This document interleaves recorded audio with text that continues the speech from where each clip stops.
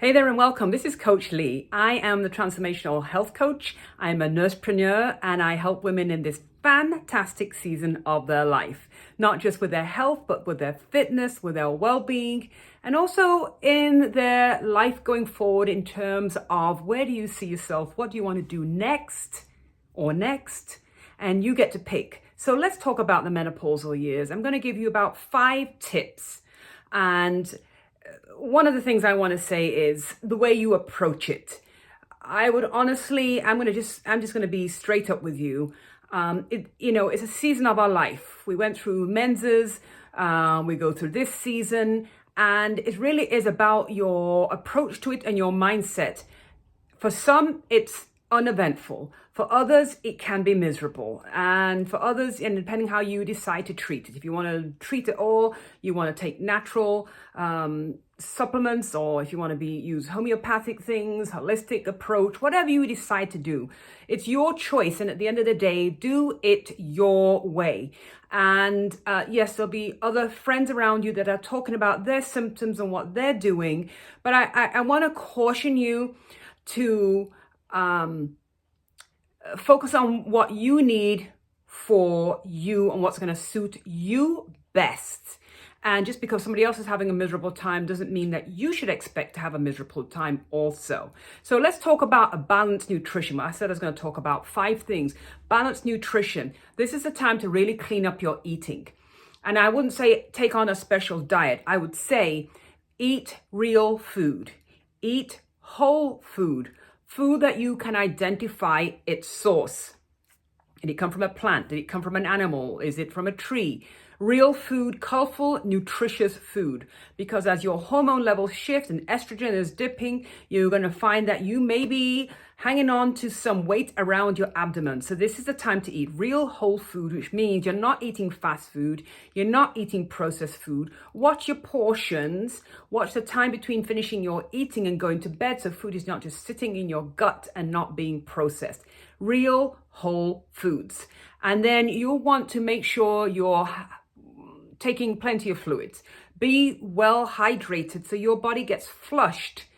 Flushing out the toxins out your body helps your skin, helps with your appetite. If you are having adequate liquids, and that can be plain water, it can be water with electrolytes in it, it can even be broth, it can be bone broth. There are different ways that you can, herb tea, forgot about that, you can do that also.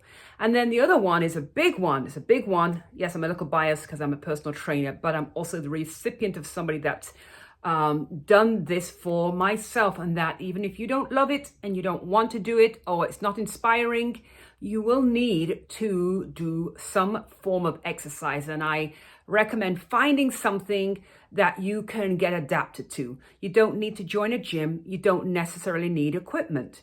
You can go swimming, you can walk, you can hike, you can do trampolining, rebounding, you can do body mechanics. You may need to get a personal trainer for a season. You may need to join a class for a season. You may not love doing any of those things. But here's the thing, whether you're menopausal or not, just by virtue of the fact that you're on the planet another day and another day and another day, we are losing muscle mass, a small percentage every year. That's everybody. Strength training is going to help you build your muscles for frame, for posture, so your clothes look good when they're on you, your jeans, you want to look great in your jeans, but also building big muscle being your thighs and your glutes, keeping those activated is going to be a metabolizer for you. It's going to help you burn energy, and it burns more energy than fat. That means that energy, being your food that you're eating, is getting better utilized and not just sticking on your body around your midsection where you would much rather it not be. So you're going to eat whole foods. You're going to be hydrated. You're going to do some form of exercise, not so much the cardio. I know it feels good, but that burns calories. It's not going to burn fat for yourself.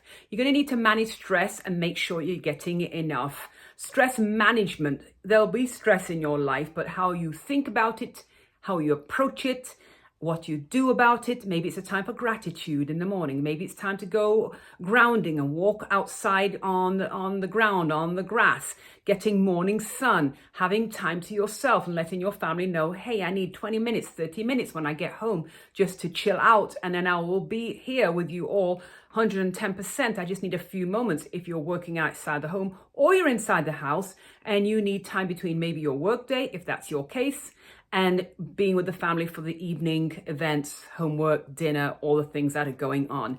And then a big one is sleep. You need to recharge your body. Just like you recharge your phone every night, you need to recharge your body. It is essential. It's not optional and it's not selfish. Let your family know what you need, because if you don't let them know, they just think you're super mother, super wife, like you always are, and you can just keep going until you fall into a heap. Well, let's not wait till we get to that point. Let's make rest and sleep a priority. At the weekend, if you need a little nap, take a little nap. Also, keep your room a little cooler. It'll help the quality of your sleep. If the room is a little cooler, cotton sheets, even bamboo sheets. Do you need a fan by your bed if it's just for you at your side? But keeping your body cooler will allow for better sleep quality. Was this helpful? I hope this helps. There are many other things you can do, but these are the 5 key things that I believe that every woman needs to do going forward at this season of her life. I do hope that was of value to you.